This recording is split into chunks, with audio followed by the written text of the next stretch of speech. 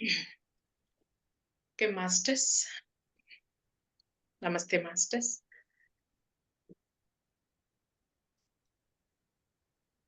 ధ్యానం class start చేస్తున్నాను. ధ్యానం క్లాస్. నా గురువులకి, పత్రిజీ సార్‌కి, మణికంఠ సార్‌కి శతకోటి వందనాలు, శతకోటి కృతజ్ఞతలు. విశ్వశక్తికి, భూమాతకి, ప్రకృతి మాతకి, పంచభూతాలకి, పంచేంద్రియాలకి, నవగ్రహాలకి శతకోటి వందనాలు, శతకోటి కృతజ్ఞతలు. నెమ్మదిగా, ప్రశాంతంగా సుఖాసనంలో కూర్చోండి మాస్టర్స్. మీ స్పెట్స్ ఉంటే పక్కన పెట్టండి. ధ్యాన స్థితిలో కూర్చోండి. ఏళ్ళల్లో ఏళ్ళు కలుపుకోండి.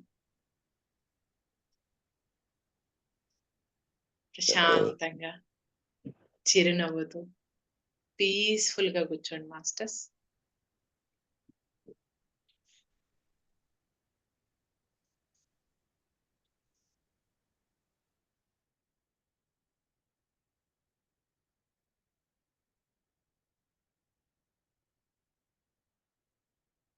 మీ శ్వాస లోపలికి వచ్చే శ్వాస, బయటికి వెళ్ళే శ్వాస.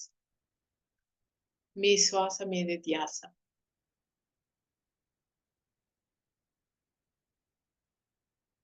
మీరు ప్రత్యేకంగా తీసుకోవడం గాని, వదలడం గాని చేయకూడదు మాస్టర్స్. లోపలికి వచ్చే శ్వాసని, బయటికి వెళ్ళే శ్వాసని గమనించండి.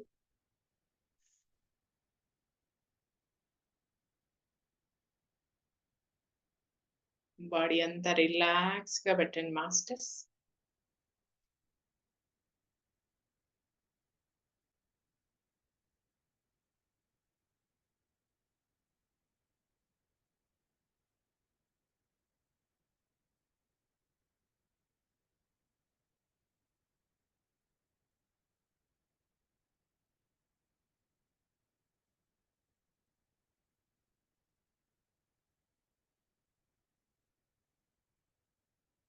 మీ శ్వాసని గమనించేటప్పుడు కలర్స్ కనిపిస్తాయి మాస్టర్స్. ఆ కలర్స్‌ని లోపలికి అలో చేయండి.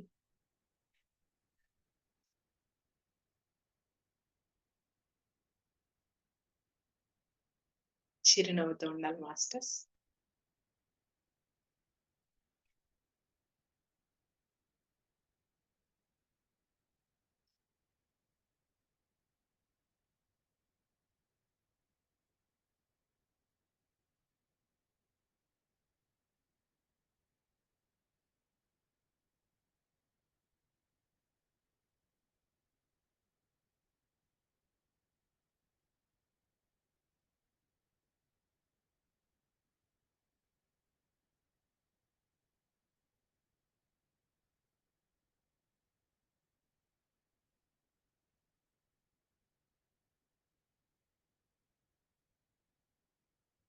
శ్వాసని తదేకంగా గమనించండి మాస్టర్స్.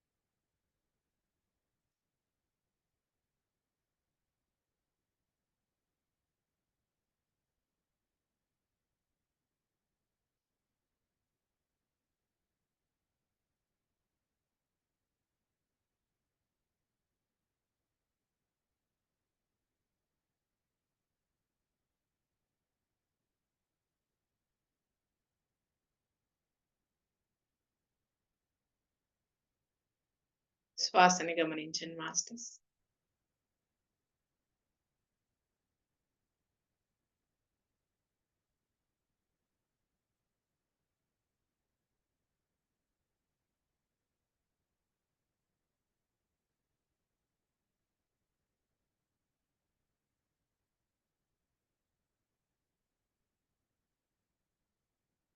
పీస్‌ఫుల్‌గా, హాయిగా గమనించండి మాస్టర్స్.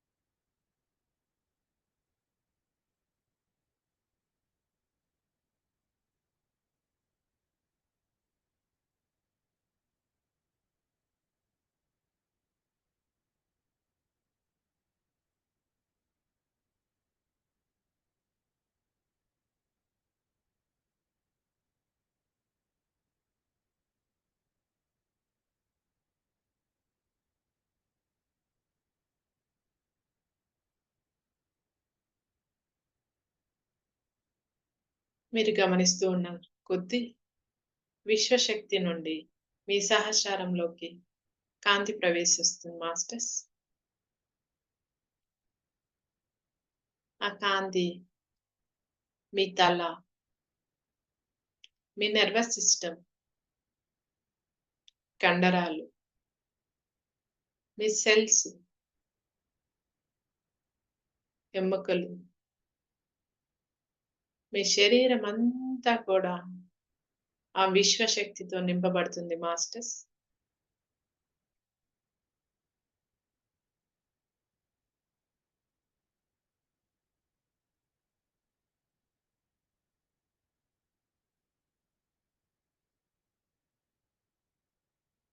మీరు చాలా శక్తివంతంగా, కాన్ఫిడెంట్‌గా జీవించేదానికి దోహదపడుతుంది మాస్టర్స్.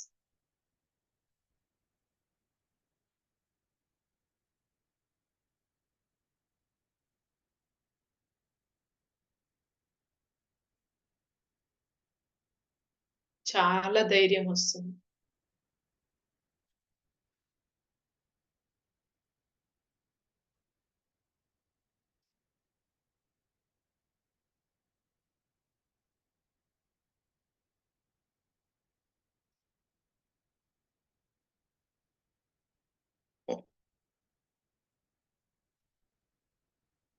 ధైర్యము, ఆనందము, శక్తి, సంతోషము, ప్రశాంతత, ఆ విశ్వశక్తితో అన్నీ మన జీవితంలో సకల సంపద, భోగభాగ్యాలు వస్తాయి masters.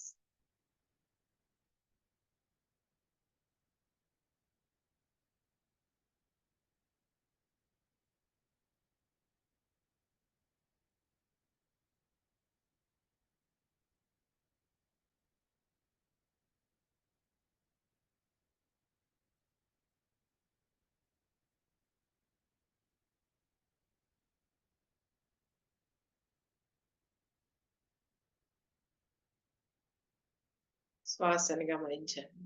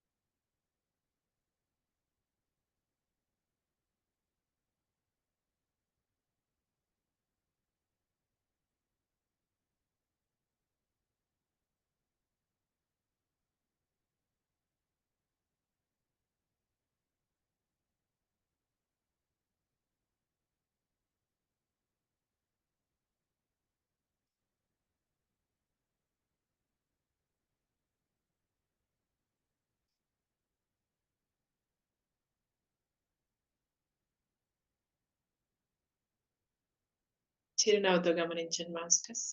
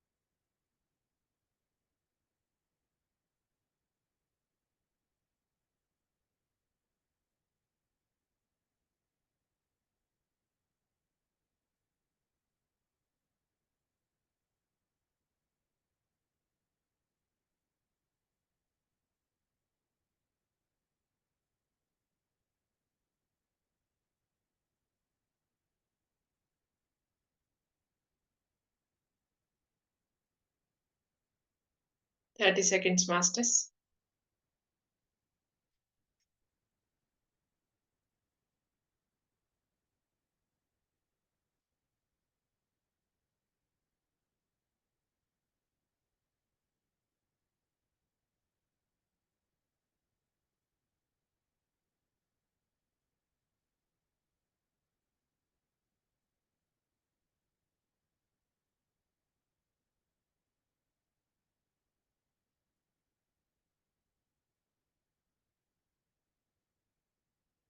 Twenty seconds.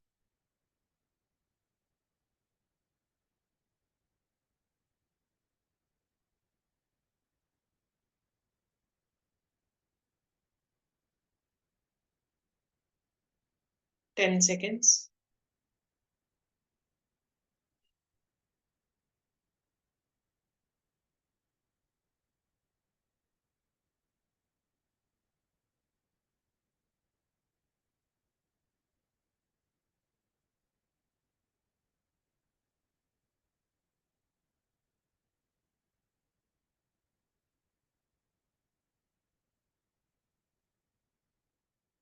Okay masters, నెమ్మదిగా మీ చేతులు 2 కళ్ళ మీద పెట్టుకొని నెమ్మదిగా కళ్ళు ఓపెన్ చేయండి.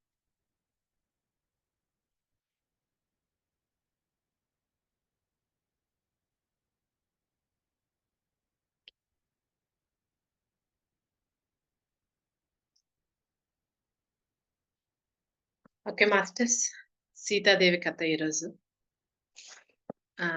ఈ మాస్టర్ గురించి ఈరోజు ఈ క్లాసు సీతాదేవి గురించి. ఓకే, అవును, నేను రాముని భార్యను. సాధారణ భారతీయులుగా మీకు నా జీవితం గురించి తెలుసు. కానీ మీ ధ్యానులు కోసం చెబుతున్నాను. నా జీవితంలోని చిన్న చిన్న వివరాలలోకి పోవటం పట్ల నాకు ఆసక్తి లేదు. ముఖ్యంగా నా పుట్టుక గురించి మీకు చెప్పాలనుకుంటున్నాను. ఆమె చిన్న చిన్న వివరాలలోకి పోవటం ఆమెకిష్టం లేదంట. ఆమె పుట్టుక గురించి చెప్తూ ఉంది. నా ప్రాణమయ రూపం నుంచి భౌతిక రూపాన్ని నేను సృష్టించుకున్నాను. ఆమె ప్రాణమయ రూపం నుంచి రూపాన్ని సృష్టించుకున్నదంట. శ్వాస నుంచి ఆమె రూపాన్ని సృష్టించుకున్నదంట సీతాదేవి. అక్కడ తపస్సు చేస్తూ రామావతారం కోసం ఎదురు చూస్తూ ఉన్నాను. అక్కడ ఆమె తపస్సు చేస్తూ రామావతారం కోసం ఎదురు చూస్తూ ఉందంట సీతాదేవి. నన్ను నేను 20 ఏళ్ల పడతిగా సృష్టించుకోవాలని తీర్మానించుకున్నాను. అది ఆమె 20 సంవత్సరాల ఆమెగా సృష్టి చేసుకున్నదంట ఆమె. ఎందుకంటే ఆ వయసులో స్త్రీ స్వతంత్రంగా ఉండగలదు. ఆ వయసులో స్త్రీ స్వతంత్రంగా ఉండగలదు. దాదాపు 5-6 ఏళ్ల పాటు తపస్సు చేశాక నా భౌతిక శరీరాన్ని 3-4 నెలల బిడ్డగా పునః సృష్టించాలని జనక మహారాజు దగ్గర ఉండాలని అనిపించింది. చూడండి, ఆమె 5-6 ఏళ్ల తపస్సు చేసిన తర్వాత భౌతిక శరీరాన్ని 3-4 నెలల బిడ్డగా పునః సృష్టించాలని జనక మహారాజు దగ్గర ఉండాలని అనిపించిందంట ఆమెకి. ఎందుకంటే అతనికి మగ సంతానం ఆయనతో లాస్ట్ అన్నమాట. ఈ సీతాదేవి పుట్టిన తర్వాత ఆయనకి ఇంకా మగ పిల్లలు అనేవాళ్ళు వాళ్ళ సంతానంలో లేరని ఆయనకి అర్థమైపోయింది. అందుకనేసి ఆయన దగ్గర సృష్టించాలని జనక మహారాజుకి దగ్గర ఉండాలని అనిపించిందంట ఆమెకి. ఎవరి గర్భంలోకి ప్రవేశించి పుట్టాలని నాకు ఏనాడు లేదు. ఎవరి గర్భంలోకి ప్రవేశించి పుట్టాలని నాకు ఏనాడు లేదు. ఈ సీతలో ఒక నిరూపమైన విషయాన్ని చాటి చెప్పాలనుకున్నాను. అయోనిజ అయిన భౌతిక శరీరాన్ని నేను సృష్టించుకోగలగటమే అది. చూడండి, ఆమె ఒక నిజం చెప్పాలనుకున్నదంట, చాటి చెప్పాలనుకున్నాను. అది ఏంటంటే అయోనిజ అయిన భౌతిక శరీరాన్ని నేను సృష్టించుకోగలగటమే అది. ఆమెకామె సృష్టించుకోవడమే. ప్రతి ధ్యాని తనలో ఏర్పరుచుకోవలసిన అతి ముఖ్యమైన లక్షణం ఇది. ఏది? వాళ్ళకి వాళ్ళు సృష్టి చేసుకోవటం. బహుశా ఏకైక లక్షణమేమో కూడా ఏకైక లక్షణమేమో కూడా.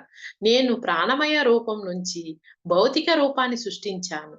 ధ్యాని అయినవాడు సీత జీవితం నుంచి నేర్చుకోవలసిన అతి ముఖ్యమైన విషయం ఇదే. సృష్టి చేసుకోవటం. వాళ్ళకి వాళ్ళు సృష్టి చేసుకోవటం. వాళ్ళకి వాళ్ళు ఏది కావాలంటే అది తెచ్చుకోవటం. అది సీతాదేవి నుండి మనం నేర్చుకోవాల్సింది. ధ్యాని అయిన వాళ్ళు నేర్చుకోవాల్సింది ఏంటంటే వాళ్ళకి వాళ్ళు సృష్టి చేసుకోవటం. నాకు ఇది కావాలంటే అది సృష్టి చేసుకునే శక్తిని వాళ్ళు సంపాదించుకోవాలి. అది ధ్యాని అయిన వాళ్ళకి. ఇంకా జ్ఞాన గురువుగా సీత జీవితం ఆధ్యాత్మిక మార్గంలో ఉన్న వారికి ఇవ్వగల సందేశం ఏమిటి అని క్వశ్చన్ మార్క్ అడిగారనమాట. నా జీవితానికి ఉన్న ఒకే ఒక అర్థం భర్తతోనే కలిసి ఉండి అతని కోరికల ప్రకారమే జీవించడం. చూడండి, సీతాదేవి ఆధ్యాత్మిక మార్గంలో ఉన్న వారికి ఇవ్వగల సందేశం ఏంటంటే, అంటే ధ్యానిగా ఉన్న వాళ్ళకి, ఆధ్యాత్మిక మార్గంలో ఉన్న వాళ్ళకి ఒక సందేశం ఇవ్వండి అని సీతాదేవిని అడిగితే, నా జీవితానికి ఉన్న ఒకే ఒక అర్థం ఏమిటంటే భర్తతోనే కలిసి ఉండి అతని కోరికల ప్రకారమే జీవించడం. అతని కోరికల ప్రకారమే జీవించడం. ఏ వ్యక్తికైనా ఇది ఎలా సాధ్యమా అని మీరు ఆశ్చర్యపోవచ్చు. ఎవరికైనా ఇది సాధ్యమే. ఎవరికైనా సాధ్యమే అంట. మీ జీవితంలో మీరు దాన్ని సాధ్యపరుచుకోగలిగితే వినమ్రత సారాన్ని, పాఠాన్ని అర్థం చేసుకుని నేర్చుకోవటమే కాకుండా భార్యాభర్తల అనుకూల దాంపత్యపు పాఠాలు కూడా నేర్చుకుంటారు. చూడండి ఎంత అద్భుతంగా చెప్పిందో చూడండి. అన్ని ఏందంటే భార్యాభర్తల అనుకూల దాంపత్య పాఠాలు నేర్చుకోవచ్చు, వినమ్రత సారాన్ని కూడా నేర్చుకోవచ్చు అని ఆమె నిన్న చెప్పింది కదా. నమ్రత గురించి. అలాగా ఈరోజు భార్యాభర్తల దాంపత్యాల గురించి కూడా ఆమె చెప్పింది. పురుషాధిక్య సంస్కృతిలో పుట్టి మగవాళ్ళని తిట్టుకోవద్దు. చూడండి, పురుషాధిక్య సంస్కృతిలో పుట్టి మగవాళ్ళని తిట్టుకోవద్దు. వాళ్ళ పెత్తనాన్ని తిట్టుకోవద్దు. ఎందుకంటే స్త్రీగా మీరు వచ్చింది స్త్రీ పాఠాలు నేర్చుకోవడానికే గాని మీ కుటుంబంలోను చుట్టుప్రక్కల ఉండే మగవాళ్ళని తిట్టుకోవడానికి సనుక్కోవడానికి కాదు. మీ మీద పెత్తనం చేయాలనుకునే మగవాళ్ళ మధ్య మీరు స్త్రీగా పుట్టినట్లయితే వాళ్ళ పెత్తనానికి తలవంచండి. ఇది సీత జీవిత సారం. తలవంచండి. ఇది సీత జీవిత సారం. నేను వినమ్ర పాఠాలు ఇద్దరి నుంచి నేర్చుకున్నాను. ఆ ఇద్దరు నా జీవితంలో 2 విపరీత వ్యక్తిత్వాలు గలవాళ్ళు. నిజమే, నేను చెబుతున్నది రాముడి గురించి, రావణుడి గురించి. రకరకాల మగవాళ్లతో ఎలా మసులుకోవాలి అనే పాఠాలు వాళ్ళ నుంచి నేర్చుకోవచ్చు. ప్రతి స్త్రీ కూడా అవును, రాముడు చాలా భిన్నమైన మనిషి, అర్థం చేసుకునే తత్వం అతనిది, సానుభూతి గలవాడు రాముడు, చాలా సర్దుకుపోయే మనస్తత్వం. ఇదంతా ప్రపంచం దృష్టిలో కానీ మగవాడిగా పురుషాధిక్య లక్షణాలు పూర్తిగా పునికి పుచ్చుకున్నవాడు కనీసం నా దగ్గర అలా ప్రవర్తించేవాడు. ఇప్పటి మగవాళ్ళు లాగా అతను కూడా చాలా సాధారణంగా ఉండేవాడు, పెత్తనం చేసేవాడు, గిల్లి కజ్జాలు పెట్టుకునేవాడు. కానీ నలుగురిలో మాత్రం చాలా పరిపక్వత చెందిన మనిషిగా ప్రవర్తించేవాడు. రాముడి గురించి చెప్తూ ఉన్నారు ఈ సీతాదేవి. ఎలా ఆయన ఉంటాడు అనేది, ఆమెతో ఎలా ఉంటాడనేది చెప్తూ ఉన్నారన్నమాట. అతని ప్రజలు అతనిలా ఉండాలని ఆశించే వాళ్ళు ఆ పరిస్థితులలో తన నిజ స్వరూపాన్ని పాపం వాళ్ళు ఎదుట ఎలా పెట్టుగల పెట్టుకోగలడు? అతని నిజ స్వరూపాన్ని ఎలా బయట పెట్టగలడు? అంటే ఆయనలో అన్నీ ఉన్నాయన్నమాట. అన్ని గుణాలున్నాయి ఆయనలో కూడా. కానీ అతను బయటకొచ్చినప్పుడు అందరిలో ఎలా బయట పెట్టగలుగుతాడో, అవన్నీ నాలో ఉన్నాయి అననేసి చెప్పలేడు. ఆయన బయట వచ్చినప్పుడు ఆయన పురుషాధిక్యంలోనే ఉంటాడు. అది. ఆమె చెప్తుంది గదా! అన్నీ అతనిలో కూడా ఉన్నాయి. నా అణకువ స్వభావం వల్ల రాముడికి నేను వినమ్రత చూపించాను. నలుగురిలో ఉన్నప్పుడు అతని ఇబ్బంది పెట్టేదాన్ని కాదు. ఏకాంతంగా ఉన్నప్పుడు అతని మీద అరిచేదాన్ని కాదు. నాలో నేను ఎంతగా అణుచుకోవాల్సి వచ్చిందంటే, సీతగా రాబోయే ముందు నేను తపస్సు చేశాను కాబట్టి సరిపోయింది కానీ, లేకపోతే పిచ్చి పట్టే ఉండేది. ఆమె చెప్తూ ఉంది చూడండి. సీ సీతాదేవి, సీతాదేవి ఆమె ముందే ధ్యానం చేసింది కాబట్టి, ఆయన ఏ పని చేసినా కూడా ఆమె ఎంతలో ఉండాలో అంతలోనే ఉండేది.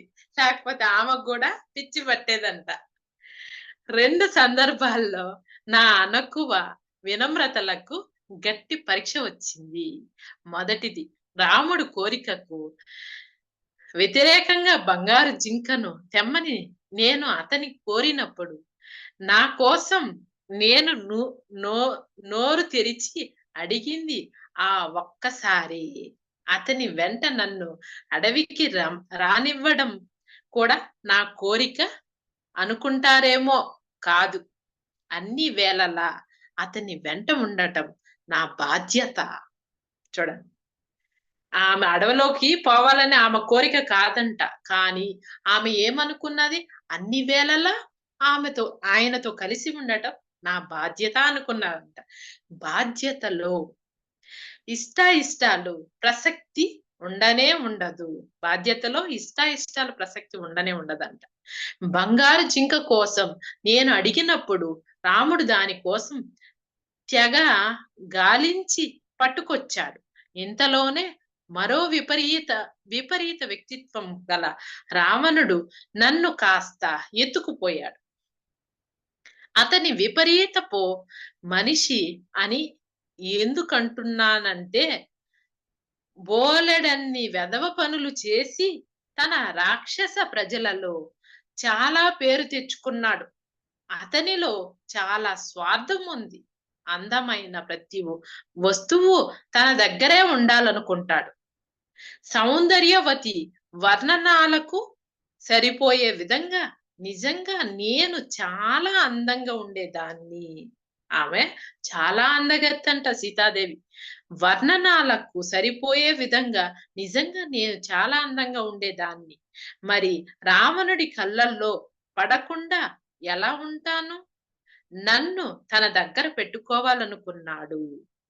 అతనిలో ఉండే అద్భుతమైన లక్షణం ఏమిటంటే, తన చెరలో నన్ను ఆడవాళ్ళ దగ్గరకి వచ్చి వాళ్ళకి తనతో ఉండటం ఇష్టమో కాదోనని వాళ్ళ ఇష్టాలు కనుక్కునేవాడు. చాలా మంది ఇష్టపడి లొంగిపోయారు.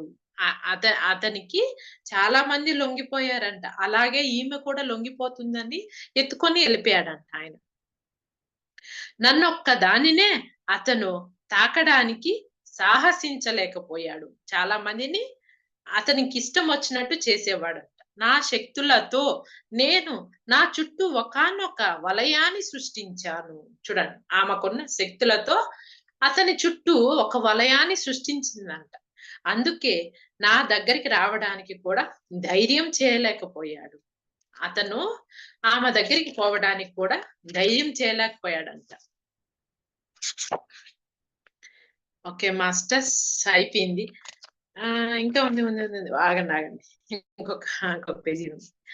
విభీషణుడు కాకుండా బాగా ఎదిగిన ఆత్మ త్రిజట ఆమెకు ఎప్పుడు చూసినా లంక వినాశనం గురించి కలలు వస్తుండేవి. ఆమెకెప్పుడు కూడా లంక వినాశనం గురించే కలలు వస్తుండేవంట. విభీషణుడు కాకుండా, అంటే విభీషణుడు అంటే వాళ్ళ తమ్ముడు కాకుండా మిగతా లంక అంతా వినాశనమే కనిపించేదంట ఆమె కలలో. వాటిని ఆమె వర్ణిస్తూ ఆమె వర్ణిస్తే అది ఎవ్వరు పట్టించుకునే వాళ్ళు కాదంట. ఇది అంటే వినాశనం వచ్చేస్తున్నదని ఆమె వర్ణిస్తుంటే ఎవరు పట్టించుకోలేదంట. కానీ ఆమెను ఎదిగేలా చేయాల్సి ఉంది. నేను రావణుడి భవంతిలో ఉన్నదే వీలైనంత మంది రాక్షసులను జ్ఞానవంతుల్ని చేయడానికి ప్రయత్నిద్దామని. కానీ ఎవ్వరు పిసరంత జ్ఞానాన్ని కూడా పొందలేకపోయారు. ఆమె ఎందుకు ఉన్నిందంటే వాళ్ళంతా జ్ఞానవంతులుగా చెయ్యాలని ఆమె అక్కడ ఉన్నిందంట. కానీ పిసరంత జ్ఞానం కూడా వాళ్ళకి అభ్యసించలేదంట. ఒక్క తప్ప. త్రిజట తప్ప ఆ విధంగా రావణుడు అతి బలవంతుడైన కూడా నన్ను ఎత్తుకెళ్ళి చెరబట్టినా కూడా నన్ను తాకలేకపోయాడు. అతనికి తల ఒగ్గి అతని దగ్గర ఉండటం వరకు నన్ను లొంగదీయగలిగాడు. కానీ నేనతనిని మొండిగా తిరస్కరించి నా శక్తుల్ని ఉపయోగించి అతను నా దగ్గరకు రాకుండా ఆపాను. మీలో ప్రతి ఒక్కరి దగ్గర ఉన్న అద్భుతమైన శారీరక పనిముట్టు మీ మైండ్. దానిని ఉపయోగించడంలోను, మీ బాధ్యతలు నిర్వర్తించడంలోను ఘనతకి ఎక్క ఎక్కండి ఘనతకి ఎక్కండి. ఎక్కడ తల ఒదిగి ఉండాలో నేర్చుకోండి. అవసరమైన పాఠాలు నేర్చుకోండి. ఎక్కడ మీ స్వాతంత్రం చూపించుకోవాలో నేర్చుకోండి. మీ జీవిత నమూనాకు సరిపోయేలాగా మీ శక్తులను ఉపాయాలను చక్కగా మలుచుకోండి. ప్రస్తుతపు మీ ప్రణాళికలను విజయవంతంగా చెయ్యండి.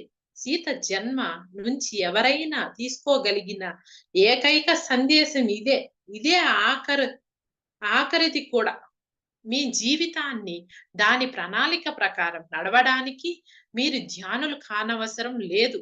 మీరు సరైన మార్గంలో ఉన్నారా లేదా అని మీ అంతర్జ్ఞానం మీకు చెబుతుంది. ధ్యానులుగా మీ శక్తుల్ని, వనరుల్ని ఉపయోగించి కొత్త విషయాల్ని నేర్చుకుని కొత్త ఉపాయాలను సృష్టించండి. గుడ్ నైట్ అని మీ ఆధ్యాత్మిక సాధనలో బెస్ట్ ఆఫ్ లక్. మీ సాధన ఇలాగే కొనసాగించండి అనే ఆమె సీతాదేవి చెప్పింది. ఎంత అద్భుతంగా చెప్పిందో చూడండి. అసలు నిజంగా ఈ ఒక్క ఆమెని గురించి నేర్చుకున్నామంటే చాలా. సీతాదేవి గురించి సీతాదేవి ఏం చెప్పింది?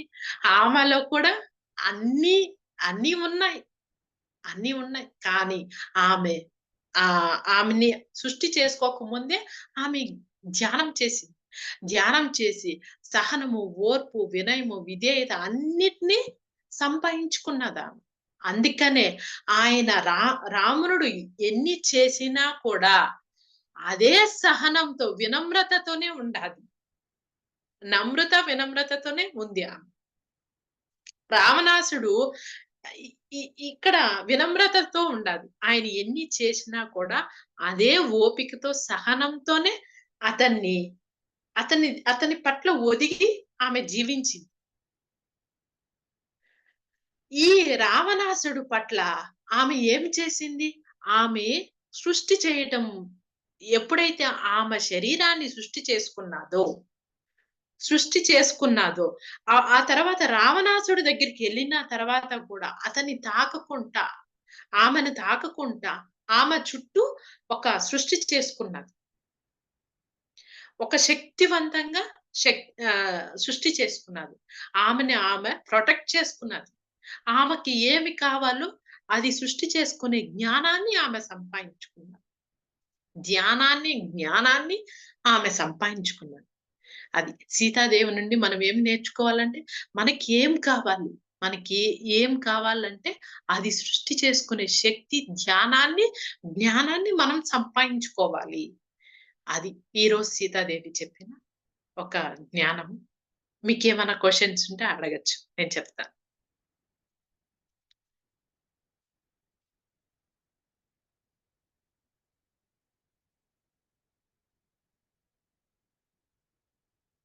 మీకేమైనా క్వెషన్స్ ఉన్నాయా మాస్టర్స్?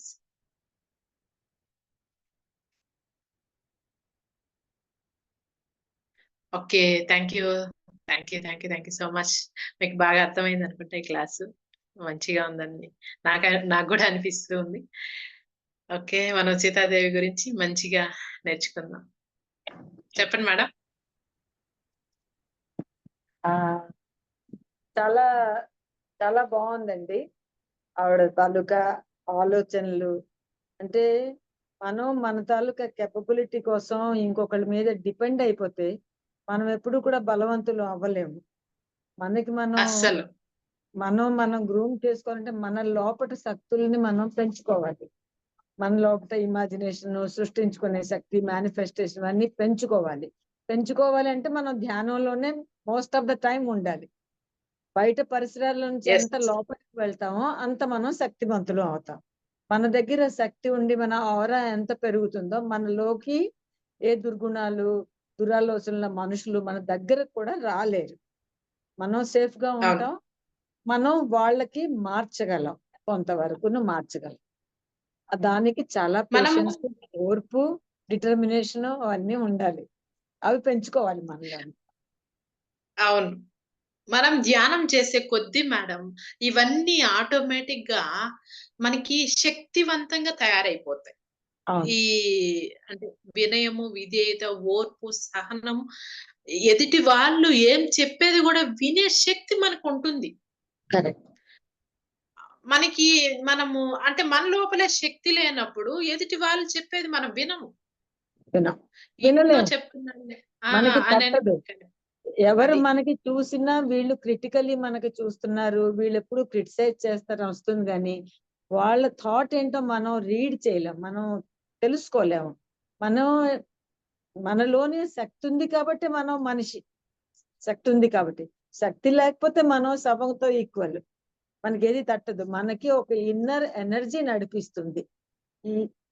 ఈ క్వశ్చన్, ఇది ఆన్సర్ సంబడి ఎవరో చెప్తున్నట్టే లోపటి నుంచి వస్తుంది. ఈ ప్రాబ్లం ఉందా, ఇది ప్రాబ్లం కూడా అనుకో, ఇది ఒక ఛాలెంజ్ నీకు టెస్ట్ చేయడానికి వచ్చింది, ఇలాగ వెళ్ళు, నువ్వు దీన్ని జయించుకొని గెలుచుకొని ముందుకు వెళ్తావు. మనం ఆ విధంగా నడుస్తున్నాం. మన థాట్స్ బట్టే కదా నడుస్తున్నాం. సో మనం మంచి థాట్స్ పెంచుకోవాలి. సీతాదేవిలా ఉండాలి. ఇప్పుడు ఇక్కడ సీతాదేవి ఏం చెప్పారంటే, మీలో ఎన్ని పరిస్థితులు ఉన్నాయో నాలో కూడా అన్ని పరిస్థితులు ఉన్నాయి. నా హస్బెండ్ కూడా అన్ని పరిస్థితులు, బయట మాత్రం అలానే ఉన్నాడు ఆయన. కానీ లోపల చేసే అన్ని పనులు చేస్తూ ఉన్నాడు. కానీ నాకు అంత సహనం ఎందుకు వచ్చిందంటే నేను ధ్యానం చేశాను. ధ్యానం చేసి నేను తర్వాత ఆయన గెలుచుకున్నాను కాబట్టి వాటికన్నిటికీ ఆ ఓర్పు, సహనం నాలో ఉంది. ఆ శక్తి నాకుంది, ఆ పటుత్వం ఉంది అని ఆమె చెప్తూ ఉంది. అంతే మాస్టర్స్. ఎందుకంటే మనం ధ్యానం చేసే కొద్దీ ఇవన్నీ కూడా మనకి అలవాటు అవుతాయి. అంటే ఆటోమేటిక్ గా ఓర్పు, వినయము, విధేయత, అసలు వాళ్ళు ఏం మాట్లాడుతా ఉన్నా కూడా మనకి మంచి విషయాల్లాగే అనిపిస్తాయి, కానీ సరి అయినటివి కావు అని మనకి అనిపించదు. అది దానివల్ల అన్ని మనం సంపాదించుకునేదానికి అవకాశం ఉంటుంది. మనం ఏం కావాలో, నేను ఈ కారులో పోవాలి అని అనుకునే సృష్టి చేసుకునే శక్తి మనకు ఉంటుంది. నేను పలానా టయానికి ఆడపోయి దిగియాలి అనే సృష్టి చేసుకునే శక్తి మనకు ఉంటుంది. ఎందుకంటే మనకి అంత శక్తి ఉంది. దానివల్లే మనకి మనం సృష్టి చేసుకునే శక్తి మనకి వచ్చేస్తుంది ఆటోమేటిక్. అది ఆమె చెప్తుంది, సీతాదేవి చెప్పండి. Okay, thank you masters. ఇంకేమైనా క్వశ్చన్స్ ఉన్నాయా? నమస్తే మేడం, స్వర్ణ మేడం. చెప్పండి మేడం. మళ్ళీ ఇంకొకసారి మీరు షేర్ చేసింది వినాలి, ఇంకొంచెం కనెక్ట్ అవుతాం. ముఖ్యంగా నాకు కనెక్ట్ అయింది ఏంటంటే, ధ్యానులు దేనినైనా సృష్టి చేసుకోగల శక్తి ఉంది. ఆ ధ్యానం ద్వారానే నేను మొత్తం అటు రావణ్ నుంచి నేను నన్ను కాపాడుకోవడం అవ్వచ్చు. అంటే రాముడితో మామూలు మానవ సహజమైన అన్ని లక్షణాలు ఉన్నా నేను ఆయనతో కూడా నేను గెలవడానికి అన్నిటికీ కూడా ఆ ధ్యానమే నాకు ఏకైక మార్గం చూపించింది. అదే పూర్తి క్లియర్ అయిపోయింది. Anything is possible through meditation అని సీతాదేవి నోటి ద్వారా చెప్పించారు. చాలా అద్భుతంగా ఉంది మేడం. సింపుల్. అదే థ్యాంక్ యూ. కాయపు టూపిరిలో గని ఉంది అని మన పత్రిజీ సార్ చెప్పారు కదా. అదే దాని ద్వారానే ఏదైనా సాధ్యం. Thank you madam. Yes madam, yes. Thank you. Thank you so much. Thank you madam. Thank you madam. Thank you. Okay, thank you masters. నా గురువులకి, పత్రిజీ సార్కి, మణికంఠ సార్కి శతకోటి వందలు, శతకోటి కృతజ్ఞతలు. క్లాస్ కి హాజరైన మాస్టర్స్ కి, నాకు ఇంత గొప్ప అవకాశాన్ని ఇచ్చిన మాస్టర్స్ కి శతకోటి వందనాలు, శతకోటి కృతజ్ఞతలు. Thank you masters. By master.